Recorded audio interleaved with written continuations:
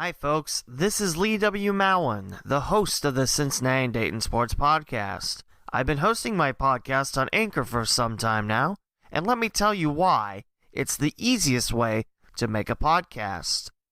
When you host with Anchor, you have creation tools that allow you to record and edit your podcast right from your computer or phone. Anchor then distributes your podcast for you so others can listen on Spotify, Apple Podcasts, and many more platforms. You can even make some money with your podcast with no minimum listenership required. And best of all, it's 100% free. It truly is the one-stop shop for those looking to start a podcast. To start, download the free Anchor app or go to anchor.fm to get started. Anchor. 12-ounce sports. Quench your sports thirst. Articles, live shows, and podcasts. Visit 12ozsportsradio.com. 12-ounce sports is your home for the best live talk shows, sports broadcasts, podcasts, and sports articles. You know you can catch 12-ounce sports live on Twitter, Facebook, and YouTube, but now you can also watch live on Zingo TV. That's right, Zingo TV has added 12-ounce sports to their long list of channels. And now if you're on your smart TV, just download the app and flip to channel 761 to catch all the live 12-ounce sports programming plus replays. All you gotta do is download Zingo TV and use the promo code 120Z when signing up. It's that simple. Be sure to check out our latest blogs and podcasts as well at 120zsportsradio.com. It's 12-ounce sports now live on Zingo TV, channel 761. It's episode 166 of the Cincinnati and Dayton Sports Podcast, and our special guest is Kevin O'Boyle. Kevin is the managing editor of the Brookville Star in western Montgomery County, a sports broadcaster with a plethora of experience and an official scorer and stringer for the Dayton Dragons. We're talking local sports from a New York native's perspective on episode 166.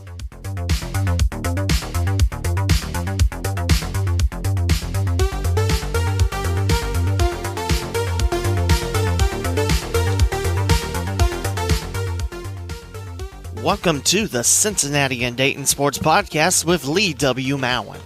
This is a weekly podcast covering all sports in Cincinnati and Dayton, Ohio. From Lima to the Ohio River and northern Kentucky, from eastern Indiana to Madison County and all points in between, this is your source of local Cincinnati and Dayton, Ohio sports. Visit the leewmowen.com/podcasts to find your favorite podcasting platform. Music created with the Splash app. Time for another episode with your host, Lee W. Mowen.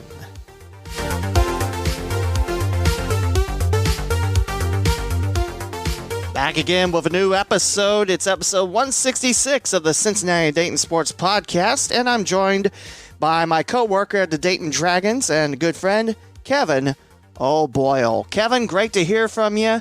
And as you mentioned before the call began, it'd be nice if we were working at Day Air Ballpark. I still can't get used to Day Air Ballpark yet, but yeah, we would have worked the 2020 baseball season together. But yeah, it would have been nice, but unfortunately, things have come up that we can't do that, but looking very much forward to the day when we can be back working there again, Lee. Here's hoping for 2021. It doesn't look like we'll have any minor league baseball for this year, but it looks like Major League Baseball is on its way with spring training in summer. Starting July 1st and late July, we'll have a first of 60 games. So definitely looking forward to that. But let's begin the interview. Kevin, where are you from? Well, I'm from the beautiful upstate New York community of Binghamton, New York, which is right along the New York-Pennsylvania border on Interstate 81. But I've been in Ohio now since 1987. And how did you come to make your way to Ohio from upstate New York? Well, my sister married gentleman from Kettering, and they located here in the Dayton area after they got married. And I really did fall in love with this community coming out to visit her. And the late summer of 87, I made the decision to relocate, and I've not regretted it one bit. Kevin, when did you decide you wanted to be a sports writer and a broadcaster? Well, when I first entered high school way back in 1976, yes, I am quite old, I had thoughts of being an architect and took, some drafting classes and whatnot in high school. But the math involved with that kind of deterred me from doing that. But my dad was a big sports fan, loved football, etc. We, always went to Yankee Stadium every summer for games, would watch, Yankee games on TV, NFL games, college, you name it. And I really liked the way that Kurt Gowdy, former broadcaster on NBC, did the NFL, the game of the week on NBC for baseball. I really enjoyed the way he broadcast games. And, like some people say their sports hero or, Mickey Mantle or Derek Jeter or whatever, my sports hero was Kurt Gowdy.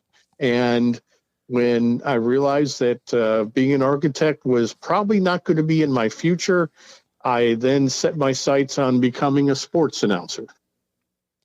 What was your first big break in either field?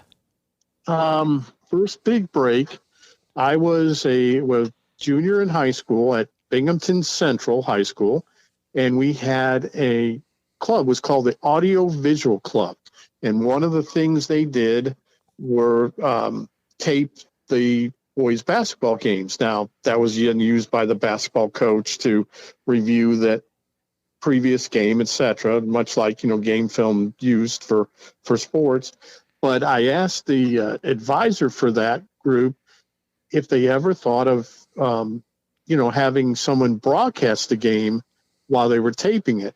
And I got to do the very first boys game of my junior year. That was way back in 1978, early December 1978, and did that. However, that was the only game I ever got to do with that entity because they didn't do any more taping of basketball games after that point. So that was my break into it. And then the next year, I started my own recording, if you want to call it, of the boys' games at Central. Plus, I started doing the PA announcing for the girls' basketball games for their home games at the school. So that's how I got started in it. How about when you made the move to Dayton, Ohio back in the late 80s? My first job in journalism, I was the sports editor at the Urbana Daily Citizen. Started there January 1988, which was great because not only did I get to learn on the fly, basically, of how to be a writer and sports editor at a daily newspaper. It was 6 days a week, but I also was able, in addition to covering the high school scene, and we had a local four-year college in Urbana University, cover all their games. During the summer, I was able to get down to Riverfront Stadium and cover the Reds. Got to go to 2 opening days with the Reds in 88 and 89. And then in the fall of 88, I covered the Cincinnati Bengals. In addition, I also did Ohio State because we had a young man, Rob Rogan, who was from Urbana, who played linebacker, started as a freshman at Ohio State. That was John Cooper's first year. But that year, you recall, and I'm sure you do, 88, that was the year that the Bengals went to the Super Bowl for the second time. So that was a lot of fun being able to cover that team. And that was the last time the Bengals made it hopefully, with Joe Burrow coming in and many of these fixes they'll do over the past next seasons, maybe another Super Bowl's in the cards for Cincinnati, but it's been a while for the Bengals, hasn't it? Now, it's been a long while, and I will tell you there were some characters on that team, but also a lot of guys that were great to work with. And I'll say this, that if you enjoy Chris Collinsworth calling NFL games now in Sunday nights, he was a writer's dream interviewing him after a Bengals game. That guy, he was witty, funny, and very analytical in his commentary. When did you get your first broadcasting opportunity in the Dayton area? Well, it was funny. First broadcasting opportunity was through some events. I lost a job in Urbana, got the job writing with Bowling Mormon newspapers, and in January of 1990, I was named editor at the Enon Messenger, and one of the assignments was to do the cover of the sports and for Green High School. And they didn't have anybody doing the PA for the girls' games. They did for the boys, but they didn't have anybody doing for the girls. So I approached the AD out there, Bill Hill was his name, and asked him if I could do it. And I did, and I combined that about a year or so later with doing the boys' games as well. And that was my first broadcasting or announcing opportunity in sports in the Dayton area. From your time starting off at Binghamton Central to now, what are some of the sports that you've covered, either as a writer or a broadcaster or a PA announcer? Let's see. Of course, the major four: football, basketball, baseball, and hockey. Hockey being my favorite.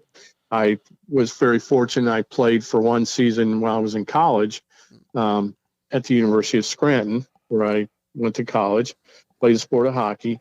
I've also have covered auto racing and broadcast auto racing as well, with the old Time Warner TV channel. And I've also covered, from a writing standpoint, gymnastics, wrestling, tennis, golf, cross country, track and field, a lot. And don't forget about indoor football as well. And indoor football. Yes, I forgot. Well, indoor football and indoor soccer too. Dayton Dynamo. That's right. Back in the late 80s and 90s until 95 when they moved to Cincinnati. Mm-hmm. Now, let's talk a little bit about auto racing, because that's something that's not touched upon in this podcast a lot. What's that like, broadcasting it and writing about it? Well, writing about it and broadcasting, of course, two different things. I don't have a lot of experience from a writing standpoint, although I did go to races at Shady Bowl Speedway when I was with the Urbana Citizen. But broadcasting was really cool because when I was doing that, Time Warner TV and Killcare Speedway, and then Shady Bowl, about a year or so later after I was able to do the first one on Killcare, they did or hosted events in the old ARCA series, which was a minor league stepping stone to guys that had any thoughts of going on and racing in NASCAR. And I don't know if you remember the name of a local race car driver from Springfield, Bobby Bowser. Great guy, very shy, I might add. Had a chance to interview him a couple times, but very good guy. And what was really exciting was the fact that, being local, Killcare located Xenia and Beaver Creek area, in Springfield just down the road, the very first race that I got to call of doing ARCA for Time Warner TV, Bobby Bowser won that race. Wow. He pitted late, took on fresh tires, and then passed everybody to take the lead late in the race. And let me just say that the roar from that crowd was unbelievable. But I also know, too, that we had to broadcast from atop the roof at the scoring tower and climb up the thing on a ladder about 20 feet up to the roof. Mm. That was interesting, but great perspective to watch the race from. So almost like the Panthers Peak at Twin Valley South's high school gymnasium. I don't know how much or how tall that ladder is, but once you get up it, it's a beautiful view. But that's got to be something really cool because a local Springfield native wins a race in the local area. I mean, yeah, that's a great story in itself. Yeah, he was a good guy, and he had visions, I think, of one day making it to NASCAR. Unfortunately, never had that opportunity, but it was cool. Now, I will state that it was one thing to do a stock car event, quite another. We did a sprint car event for the old Neymar's midget series. And let me just say that even on that 3/8 of a mile oval at Killcare, I almost said Shady Bowl by accident, those cars went around there very quick. And it was a real challenge to be able to do that. I imagine. Did they ever reopen Killcare, or is that closed forever? I don't know about forever, but it is closed. Unfortunately, the only local Dayton area track where they run is Shady Bowl. I do know they do at Eldora, which is up a little bit further north. Unfortunately, I've never been there. And the track is owned by my favorite race car driver of all time, Tony Stewart. So I would love to one day get up there and meet Tony. That's right. I mean, when you have a big star in NASCAR like Tony Stewart owning a track in the Miami Valley, that's pretty awesome. And it's something that, I don't know how many sports fans around here know about. No, and one day I'll get up there to see a race from Eldora, but haven't been able to get there yet. So. Talk to me about the other sports that you covered. I mean, you pretty much listed all the ones I could think about, but track and field, wrestling, I heard. Tell me some of the great stories, great matches, and just the great stories you were able to write up in your time. Well, one story that you just said that come to mind wasn't a story that I wrote. Rather, it was a photograph I took at a regional track and field meet, and it was at the track complex at Milton Union High School in West Milton, and covered 4 high schools in Champaign County: Urbana, Graham, West Liberty, Salem, and Triad. And I was doing I think it was the lower division. It was the girls hurdles race, the 100-meter hurdles race, and I, positioned myself near the start finish line where I get a look going back up the track. And I was very fortunate to catch one of the runners from Triad as she was clearing a hurdle, a bubble. She was chewing bubble gum, and she blew a bubble right as she went over the hurdle. Oh, man. That was a cool. Now, I will state it was cool. It was nice. It did turn out a little bit blurry, but still in all, that was kind of a neat thing. I mean, hey, when you have runners going that fast, and back then I'm not sure how well cameras were able to catch sporting events like that, but still, that's pretty cool. Yep, that it was. And the coach for Triad High School wanted a copy of that because he was always telling that girl, "See, I told you do that. You shouldn't do that. It interferes with your breathing." And had photographic proof. This is you running track. This is you running track while chewing gum. Any questions? Yeah. Kevin, anyway. What sports season do you look forward to the most? You cover a lot of stuff, and like me, you work year-round.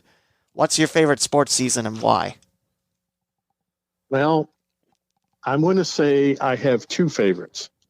Nothing against football. High school football in Ohio is like none other in the United States. Now, I never experienced it in Texas or Florida, and I've heard it's big there. My home state of New York, high school football is big, but not near the way it is here in Ohio.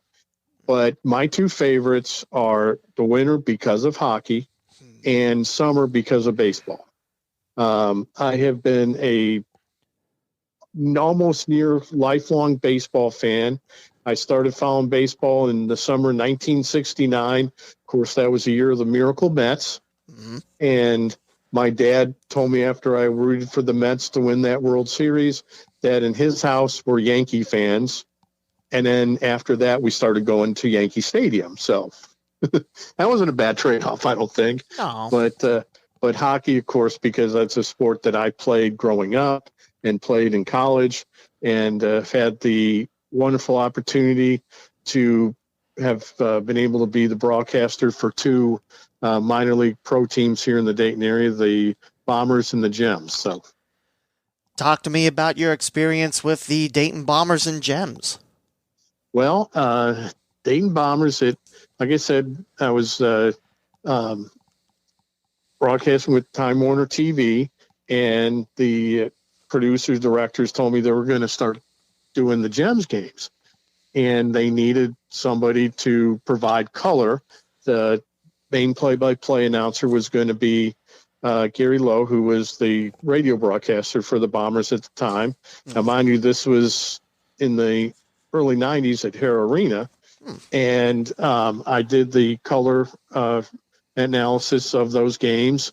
And in the very next season, Gary was let go. The Bombers did not have a radio broadcasting deal that last year they played at Hara, and I was able to be moved into the play-by-play seat and followed the Bombers over to the Nutter Center and did them for a couple of years. And then in the 2001 season, I was able to be the radio broadcaster for the Bombers and got to travel around the country. And I will state that having been able to broadcast professional hockey and travel with the teams, I have seen places in this great country of ours that I know otherwise I probably would never have been able to see, and including probably my favorite place that I visited was Rapid City, South Dakota, and got to visit Mount Rushmore.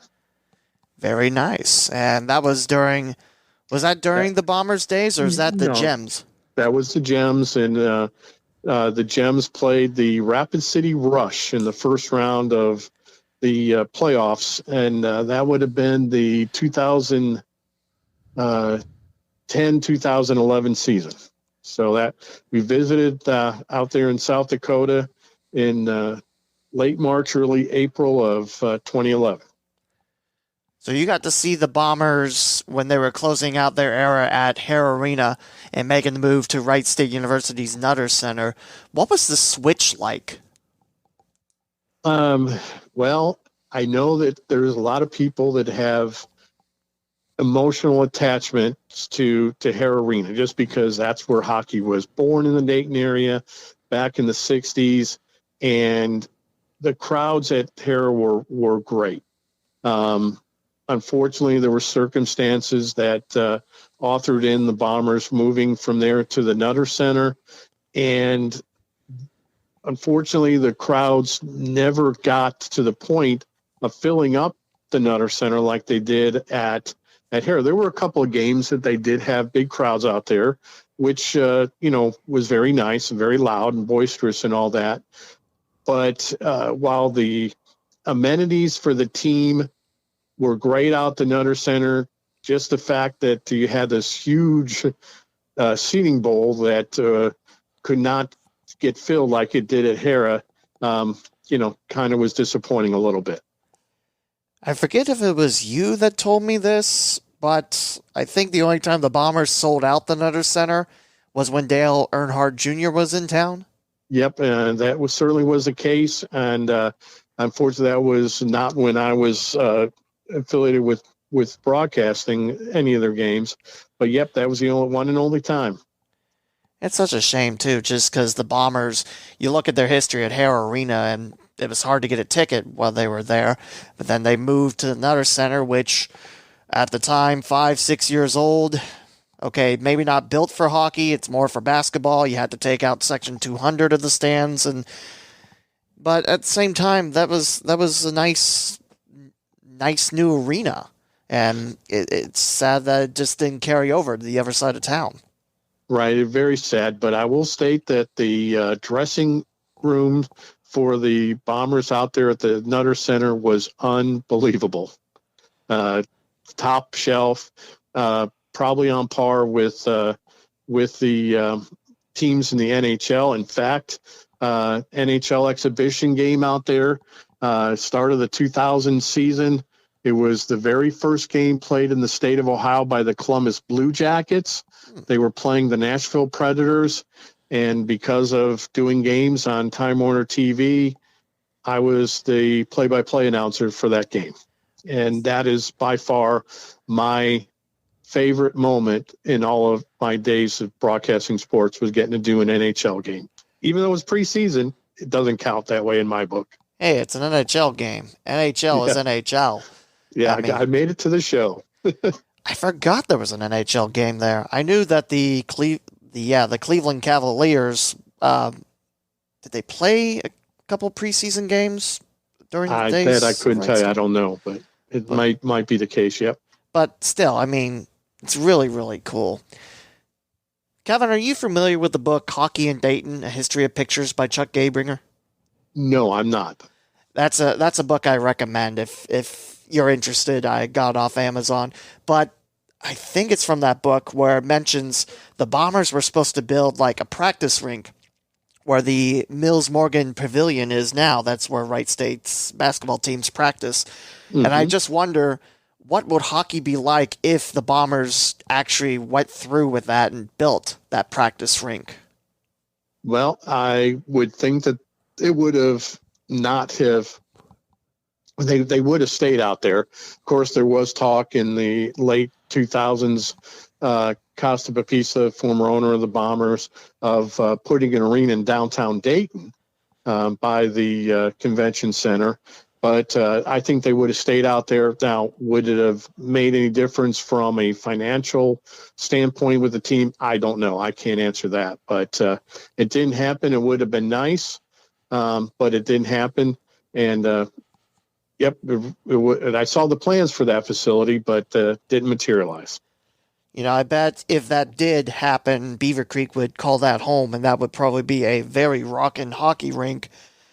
But yeah. Going back to the book again, I can remember a passage in there. Like I said, I recommend this book wholeheartedly because you're a proud Daytonian, and I love Dayton and the history on it. It's just they tried the downtown arena once before when the first Gems team was there, and it almost went through, and they would have been the Dayton Arrows, which is in the AHL, now known as the Iowa Wild. But what would happen to Dayton sports if we had an AHL team stick around? Well, not to throw a monkey wrench in there, but did you know that team was supposed to be in the World Hockey Association, which was a challenger to the NHL, and the Dayton Arrows franchise for the WHA moved to Houston, and family with the last name of Howe played down there in Houston. Gordy with sons Marty and Mark. And what would that have been like if Gordie Howe would have played in Dayton in the WHA? I have no idea, but I could probably guess we'd have a lot more hockey to talk about back then. Yeah. But there you go. It didn't happen, and that, if I remember correctly, the thoughts and plans to build that were also incorporated into being an arena for the University of Dayton basketball team too. What would that be like? UD Arena is unbelievable. Oh yeah. And it's a great place to watch a basketball game.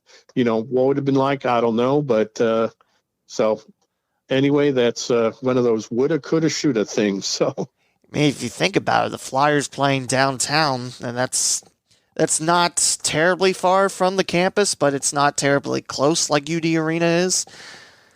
Man, what would that be like? And would the Flyers have a new arena today if they went downtown? Because there's not a lot of teams that play downtown. No, That makes sense. No, but a lot of people that follow University of Kentucky basketball team may not know that Rupp Arena is in downtown Lexington. It's not at the campus. That's right. I forgot about that, but so anyway, I think it would have been successful, and they would have, had the Red Scare crowd just like they do now at UD Arena.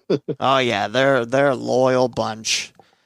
I mean, think about it though. If going back to the downtown arena again, if the Flyers had a varsity hockey team, bouting with Miami and Bowling Green, that'd be pretty cool. Yeah, it would. It would be. And, forget Ohio State also playing college hockey as well in the state of Ohio. So that's true. That's 3 foes not too terribly far away. So, but I can probably guess. I'll ask this question anyway. As someone that manages a paper, the one sport you'd like to cover and why? Well, I would have to say, going back to, talking about high school football, doing that for, covering high school sports, that was a really, it's been fun to do that. And being able to do it for a community publication, that was really cool. And that not only are the fans of the team going to be reading it, but moms and dads, players, coaches, all those people are going to be reading what you state. And if they feel like you've made a mistake or not said something the way they would have liked it to, believe me, they will let you know. Yeah, I've had my fair share of that over my career as well. But so, I bet it'd be nice if you got to cover ice hockey, but the problem is, especially in that area, there's not a lot of high schools that carry the sport. No, not here in Northwest Montgomery County. Now it's big in Troy, Kettering, Beaver Creek, those areas, Springboro, but not over here this way. High school football and basketball, and even with the Brookville wrestling programs, pretty big over this way too. Yes, they are. They regularly have some great wrestlers in that Blue Devils program. They're in the Greater Miami Valley Wrestling Association Holiday Tournament, so I get to see some Blue Devils, and there's a couple that bouted for championship spots. I remember last year, last season. And with the Brookville Star, we have a wonderful contributor who does it gratis for us covering wrestling, but Dr. John Rhodes, who's a dentist here in Brookville, and grew up over in Beaver Creek. In fact, he even wrestled at Ohio State. And his dental office is a shrine to Ohio State athletics. Very nice. Does he have that same office with Dr. Valentine? Do you know?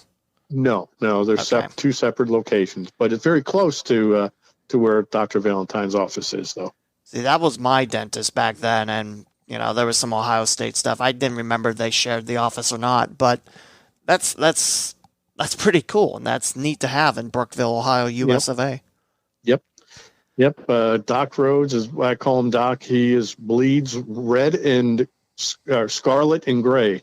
You almost said red. I know. I said red. I'm sorry. I corrected myself there.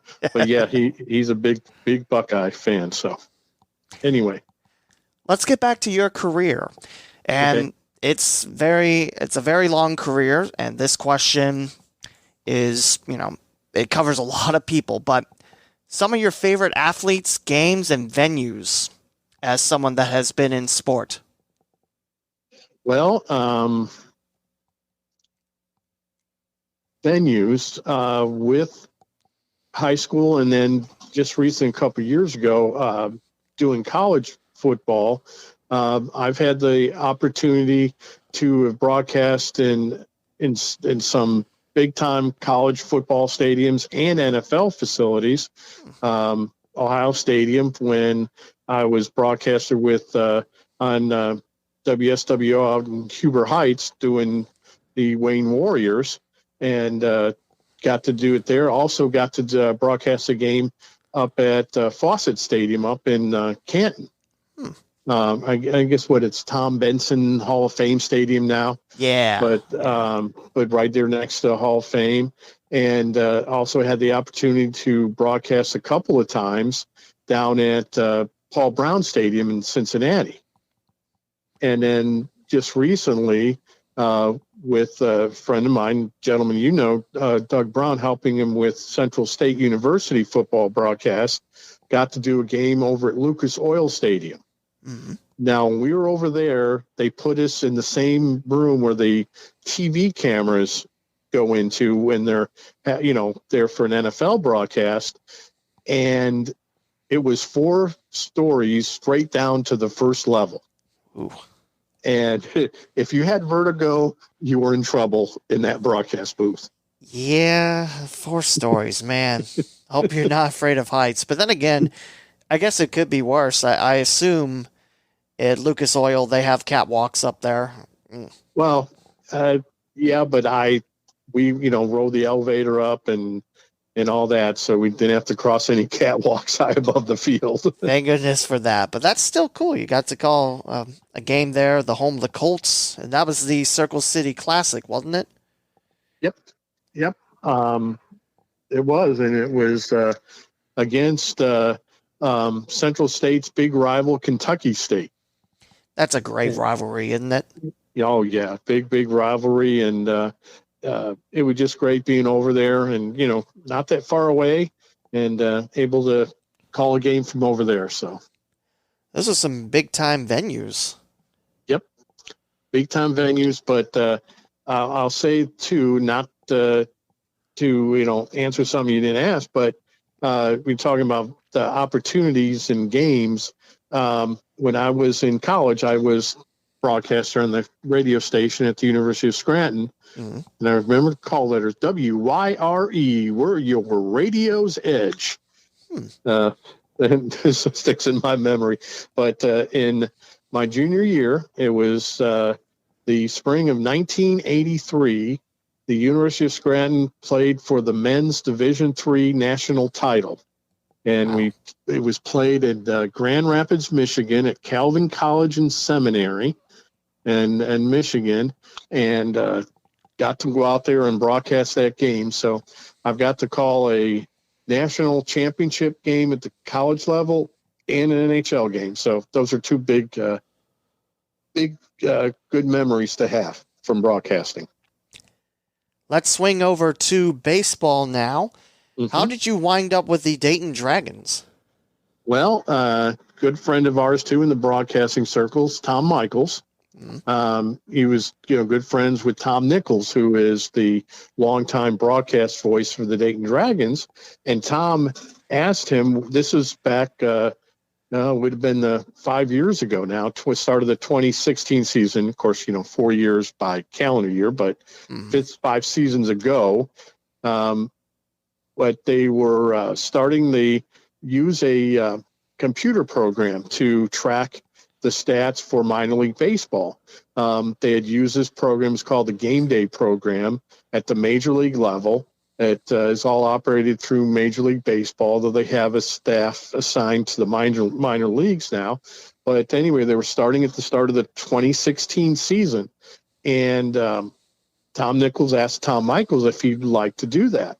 And Tom said, bowed out graciously, said that he just didn't think with all his scheduling that he could commit to doing that, and had gotten in touch with me and gave me Tom Nichols' phone number, called him up, and the rest is history.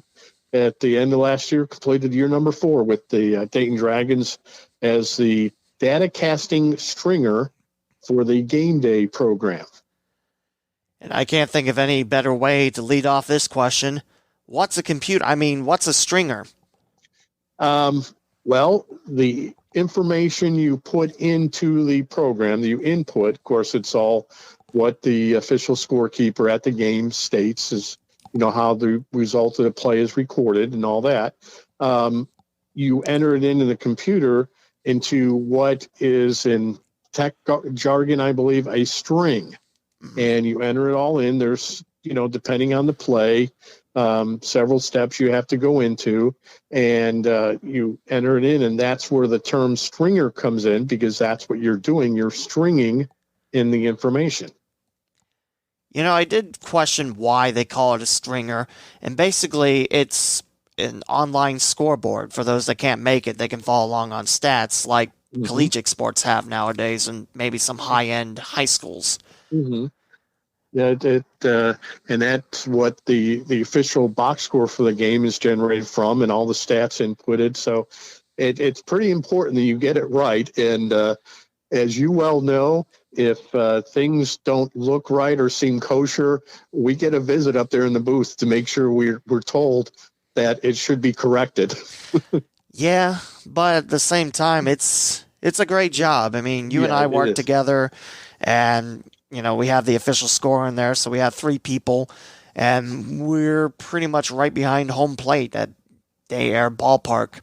Yeah, to be at a professional baseball game in the summer, you're working, you're earning a little extra money, and you're on at a ballpark on a nice summer night. It doesn't get any better than that.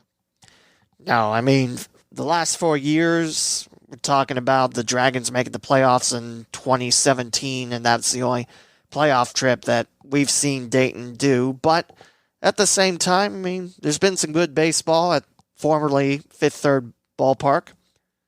Fifth Third Field, excuse me. Yep. That's West Michigan. Sorry. But, Fifth Third Field in Dayton. I mean, do you remember some of your favorite Dragons that you watched over the years? I was very fortunate, of course, going back to the days with Time Warner TV. The very first year with the Dragons, the 2000 season, of course, that was a day with the team with Austin Kearns, Adam Dunn, etc. And we did a couple of games during Austin Kearns' streak where he hit 7 or 8 games with hitting a home run. I think so. Yeah. Yeah, that was really cool. Really cool doing that. And what it was they had a couple of the broadcasters that did games with another broadcast entity, but they needed somebody on the TV side to tell the truck.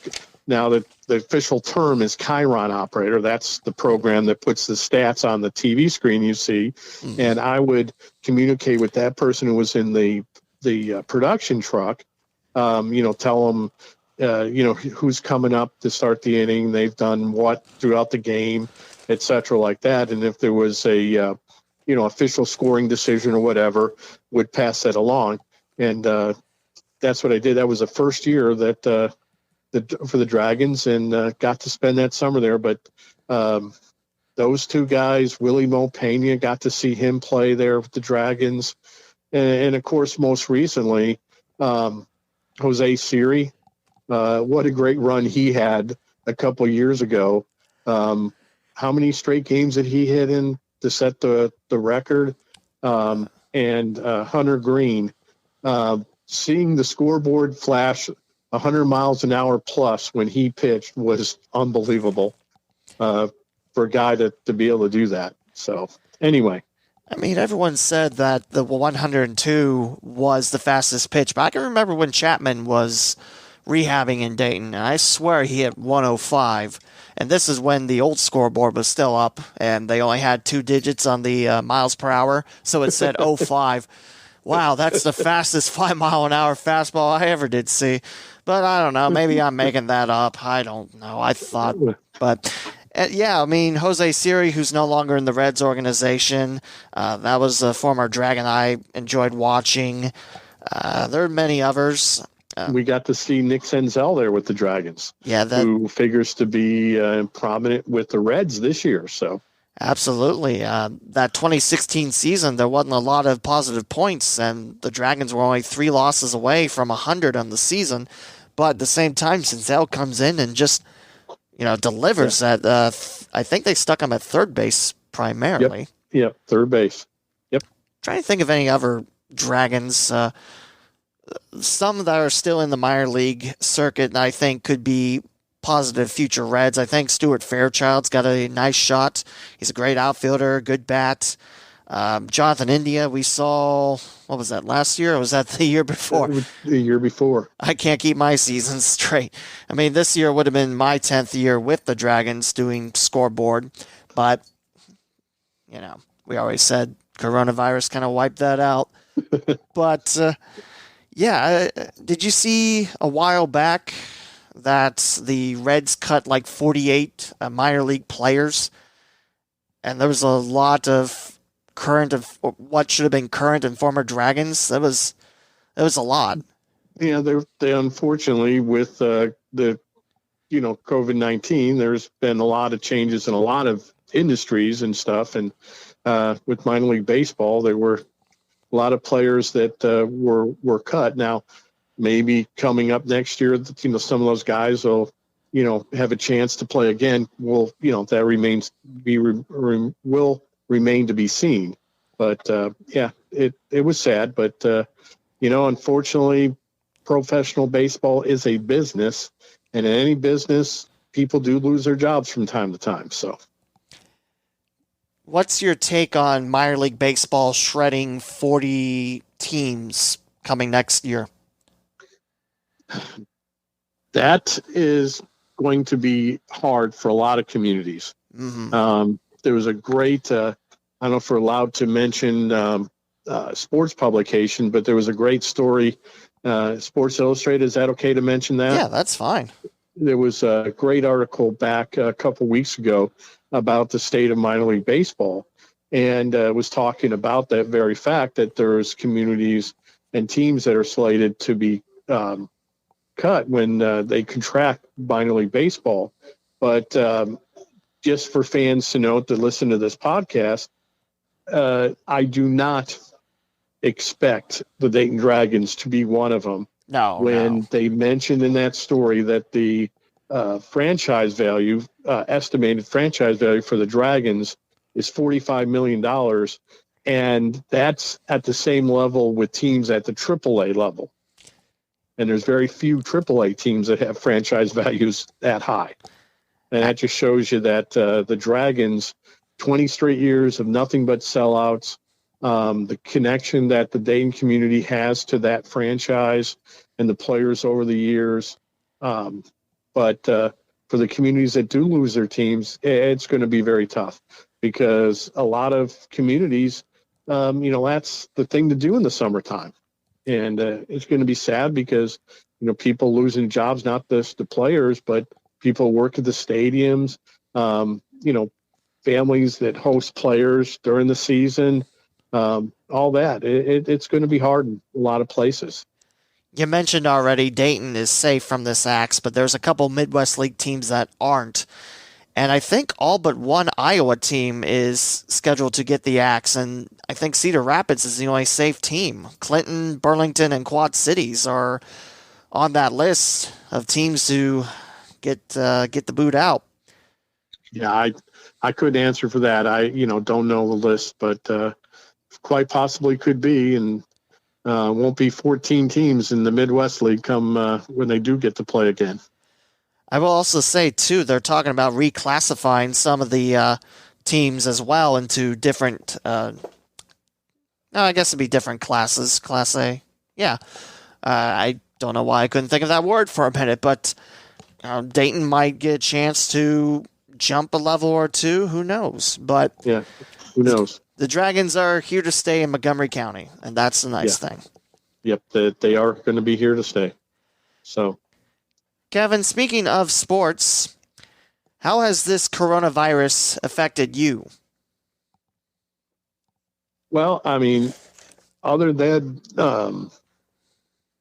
not being able to get out and do some of the things I enjoyed to do, one of the things that I do enjoy doing when I'm not involved with newspaper or or broadcasting or writing about a sporting event is going to the movies. A friend of mine, we enjoy going to the movies and haven't been able to do that since March.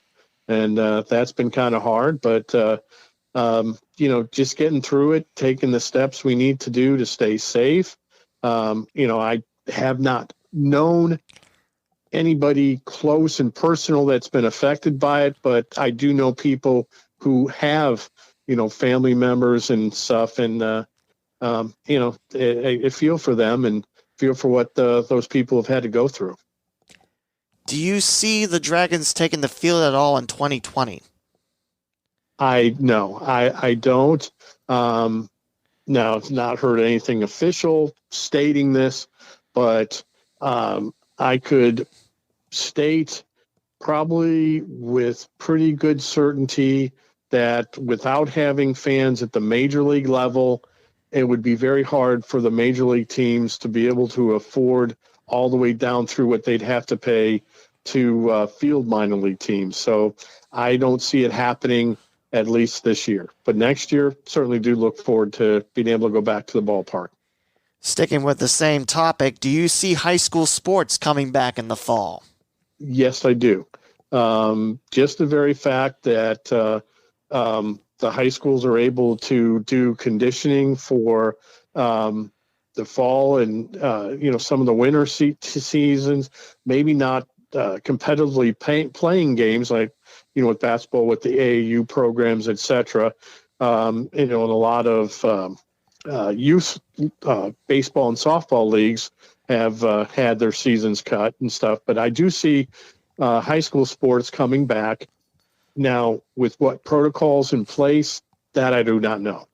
Will there be fans? Will there be, limits on attendance? Will there be, people being asked to sit every other row in the bleachers? I don't know, but I do see it coming back in the fall. To what it's going to look like, that I couldn't tell you. And sticking with high school sports, like I mentioned in the opening, you're the managing editor of the Brookville Star. What high schools do you get to cover with the newspaper? Well, here with the Brookville Star, of course, we cover Brookville High School, the Blue Devils, but we also cover schools in our regional area, which is Twin Valley South, Tri-County North, and Dixie out of New Lebanon. And also, too, we added in the Inglewood area to the Brookville Star coverage area a year ago. So we cover Northmont as well. And, we've got some good programs, and maybe not all the same sports, but good programs, good athletes, good schools and people to work with. Got good people here with the Star that do the sports writing. So. It's kind of funny, the more north and east you go, the bigger the schools are. Because you mentioned South, North, and Dixie. Those are small schools in the Preble County and New Lebanon area. Brookville, and then Northmont, a very big school district up in the northern Montgomery County area. Yeah, and know that district well because I reside in Inglewood, have since 2007. So.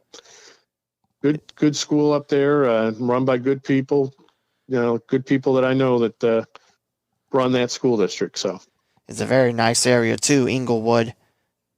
Yep, very nice area, very nice place to live too. So I think it was someone that I worked at Wright State told me this, but Northmont is short for Northern Montgomery County, and once I realized that, it's like, whoa.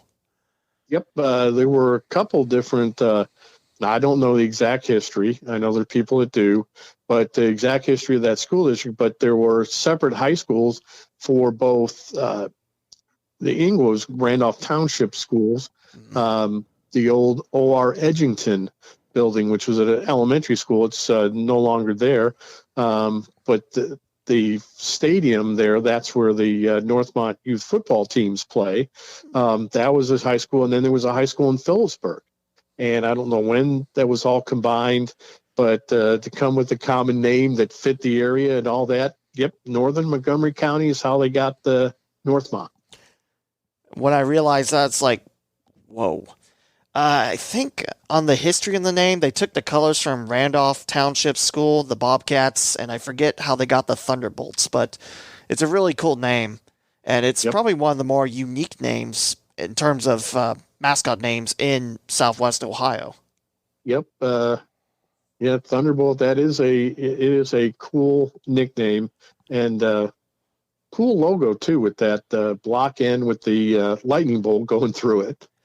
I will say the football helmets, the last ones they had with the San Diego Charger bolt on it, those are my favorite. The new ones, they're fine, but it's just the logo's kind of hard to see it in the dark. But yeah, that's me nitpicking on logos. But it does lead up to my next question. You're covering an area that's, facing conference changes. Northmont, they lost GWACFO and Lebanon to the Eastern Cincinnati Conference. You know about the Cross County Conference dissolving after 2020-2021, and the SWBL, the home of the Brookville Blue Devils, they're losing some of these schools to the Western Ohio Athletic Conference and the Three Rivers Athletic Conference. My question is, what is your opinion on all the changes in the conferences, and do you see it stopping anytime soon? Stopping, I can't answer, but I do know that a lot of changes that have happened, especially with the GWAC, with the Miami Valley League forming out of that. A lot of that was based upon some enrollments. You had in the GWAC, you had a great enrollment disparity from your top level school all the way down to the bottom. And it was very unfortunate that, you had schools with enrollments, 1,500, 2,000 kids competing against schools that, may have had a couple hundred. Now, you like to say that really doesn't matter, but it does in some aspects, financially and size of programs and ability to have participants in your program. But, it's changed. I remember back in the day when the Western Ohio League and the Greater Miami Valley Conference became the Greater Western Ohio League, or Greater Western Ohio Conference. They changed the landscape, much like, in college athletics, we've seen college conferences change over the years. It happens, things settle down, and you hope that, things can stabilize. I know back in my home state area, after I left high school, and it happened when I was still in college, but the league affiliations, specifically for the sport of football, all dissolved. This is when New York decided to adopt a state playoff system. And, up until just recently, they didn't have a state playoff system. You played your 9-game regular season, and then if you were lucky, you played a playoff game or intersectional game against a team from another conference. And that was a sectional championship game, and that was it. But they adopted the state playoff system, and every year state championships in New York are played at the Carrier Dome, where the Syracuse University Orange play. And, kind of neat, right in the middle of New York State to draw from. But they did away with football with conference affiliations and just went with sections. Now, of course, it's all predicated by enrollment size in Class A, B, C, D, but still in all, you don't have a league championship. You're playing for a sectional championship, with that champion moving on then to the state playoffs. So there's different ways of doing it, but looking back at my high school experiences and stuff, when I was a freshman, our football team and boys basketball team won league titles, and it was always cool to be able to say we were the it was called an acronym was called STAC, was Southern Tier Athletic Conference, but we're STAC champions. And it was kind of cool to be able to say that to friends or people you might meet from another community. So, what's your opinion on the changes that are going to happen? I mean, South, North, and Dixie are going to be in the same league in the Western Ohio Athletic Conference. Brookville staying put in the Southwestern Buckeye League, and Northmont's going to stay put in the GWalk. Well, from perspective with Brookville, they'll lose the long-time rivalry with Dixie. I mean, that is a long-time rivalry. And in the basketball season, the start of every basketball season, they have a whole day in the early part of the month of December where you have the boys and girls varsity teams, the reserve teams, and the freshman teams from both schools all get together for a 6-game day of basketball. And, it draws people from all over the two communities, and New Lebanon and Brookville aren't that far apart, and it's kind of neat. But, hopefully that tradition will be able to continue. But losing Dixie as a partner for Brookville, it's going to be something that's going to be tough. Of course, Tri-County North, Twin Valley South, they're going to stay together. So, they've been rivals. Of course, that's also a school district that used to be one school district instead of two many years ago. And you probably remember those days. Well, I was born when it was already Tri-County North, so okay. But I've heard the stories, and I think when it was just Twin Valley, all the athletic complexes were in West Alex, and if you lived in Lewisburg, that means you got that nice hike down 503 to get down to West Alex. Yeah. I mean, that's not a bad hike. It's just, it seems kind of long because there's hills and farms, and that's kind of it until you get to West Alex. But anyway, we'll a lot of things with these conferences in the league or league affiliations. When they settle down, we'll see what all unfolds. But losing some traditional rivalries for some communities, that might be a little tough. Hey, Kevin, what are some of your favorite things about sports in Dayton, Ohio? Well,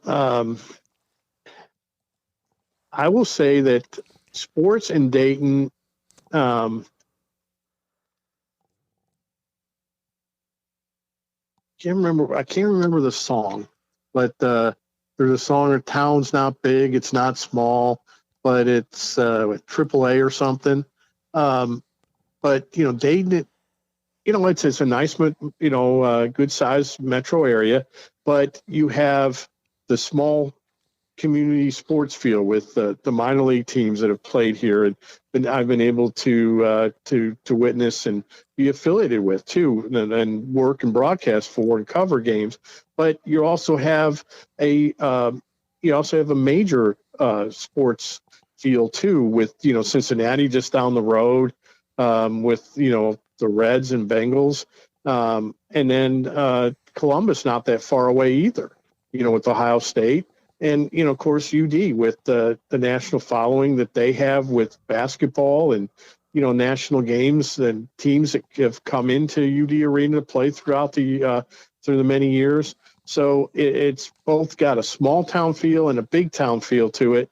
And I think that has its pluses on many levels. And, it's a good sports community too. People are very passionate, very knowledgeable about their sports. And, let's just say that depending on which way you might sit in some rivalries, you do pay a little price when you might root for a team that may not be the favorite in the local area. And I have discovered that through teams that I follow in the college level and at the pro level. So, what would you like to see in the future for sports and media in Southwest Ohio? Well, if I had my druthers, I would like to see the advent of pro hockey coming back to Dayton. I think that this community can support it. I know that when the Bombers and the left and then the Gems left, there were talk that, Dayton's not a hockey community. Well, if it's promoted right and done right and people are able to connect and follow it, I think that this is a good community for minor league pro hockey. We've had good followings with teams in the past. I think we can have it again in the future. So I would like to see that come back. As far as media, I think that, we've got good television coverage of sports here in this area with the TV stations we have. Of course, being involved in newspapers, I think we do a very good job with not just the Brookville Star, but with AIM Media too, which is their parent company. I think it's been a good community sports-wise.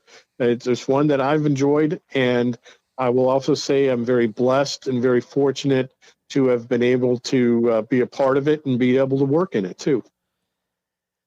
For those that want to become a journalist or a broadcaster, what advice can you give? If you have a dream, don't give up.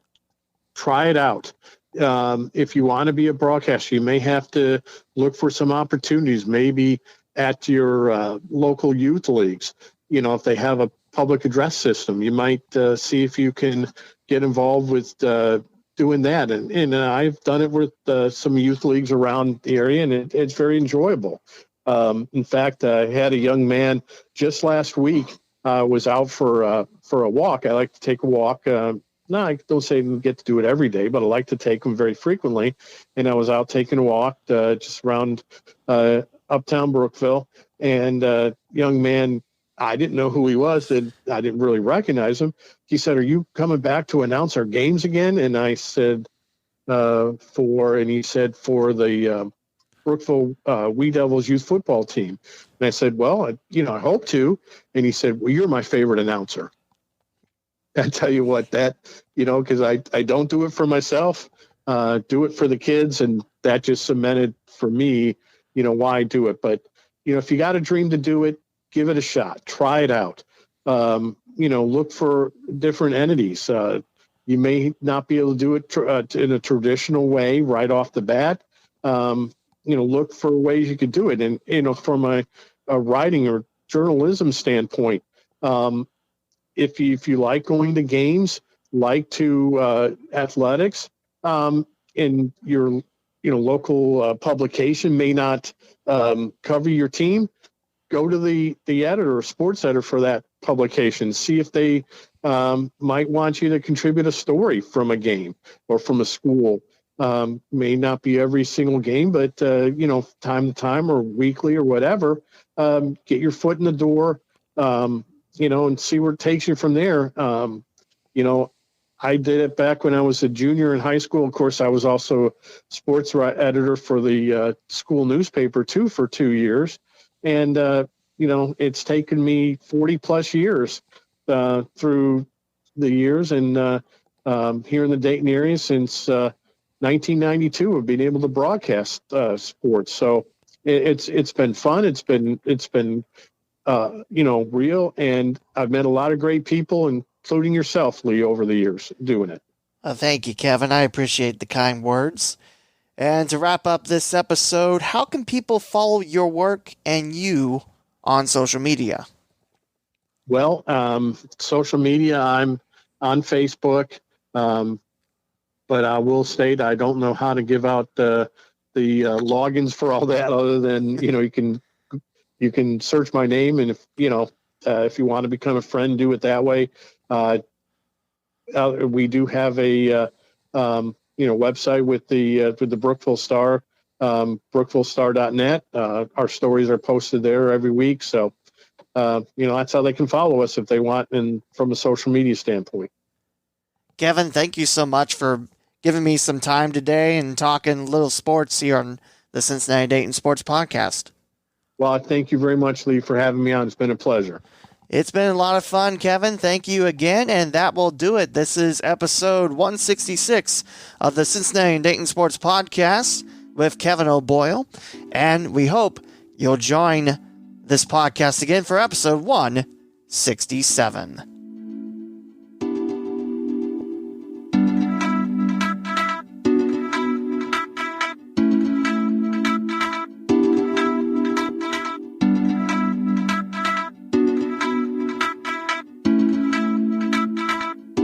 Thank you for listening to another episode of the Cincinnati and Dayton Sports Podcast with Lee W. Mowen. To subscribe to this podcast, please visit theleewmowen.com, spelled TheLeewmowen.com, then click on Podcast. From there, you can find your favorite way to catch new episodes of this podcast, such as on Apple Podcasts, Google Podcasts, Spotify, TuneIn, the iHeartRadio app, Pandora, and many more platforms. Follow along on social media by liking the Facebook page, the Cincinnati and Dayton Sports Podcast, and follow along on Twitter at CindayPod and the Lee W. Mowen. Feel free to send in future questions for Mowen's Mailbag on Twitter or Facebook. The closing theme was created with the Splash app, available for free on Google Play and the App Store. This is Lee W. Mowen signing off. Let's talk local Cincinnati and Dayton sports again on the next episode.